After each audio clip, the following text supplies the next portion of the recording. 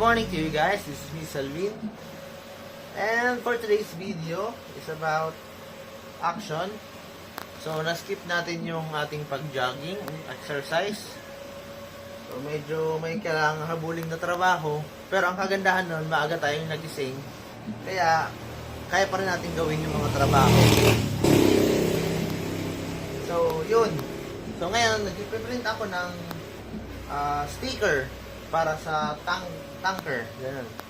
So, yung mga truck na may mga lamang gasolina, so, kailangan kasi may sticker sila. So, ito yung ginagawa ko ngayon. So, dito ang natutunan ko, kahit marami ka palang gagawin, basta maaga kang gigising, kayang-kaya mong gawin. Yun nga lang, may mga schedules ka na isasacrifice. So, para sa akin, ang sinacrifice ko, yung pag-exercise ko. Pero, babawi na lang ako sa mga susunod na araw. Basta ang mahalaga ngayon, yung priority ko muna, yung aking ginagawang sticker para ma-provide ko doon sa aming client.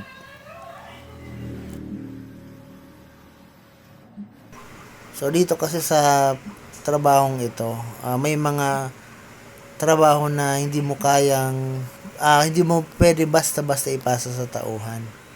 Kasi, unang-unang maapektuhan ay yung quality ng trabaho. So dito kasi kailangan mo ng matalas sa paningin para makita mo yung gusto mong quality.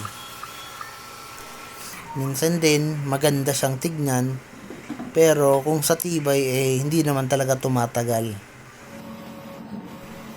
So, as a business owner, kailangan kong tignan yung quality ng print at yung tibay rin ng material. So dito, ipapakilala ko nga pala yung aming bagong machine. So ito yung machine na kayang mag-cut ng mga makakapal na materials tulad ng magnetic sheets, mga sinter boards. So kayang-kaya nitong machine na to. So pwede rin siya sa mga maninipis at makakapal na materials tulad ng stickers, mga paper, cardboards. So kayang-kaya ng machine na to. At kung sa precision ng cutting ang pag-uusapan, panalong-panalo ito.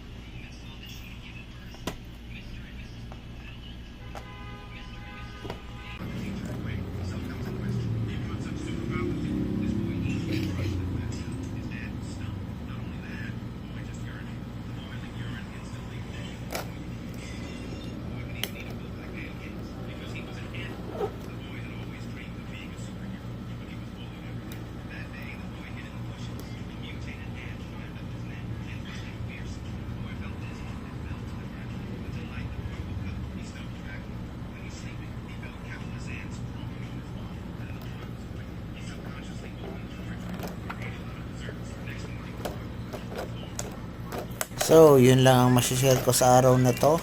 Abangan nyo na lang yung ibang videos ko.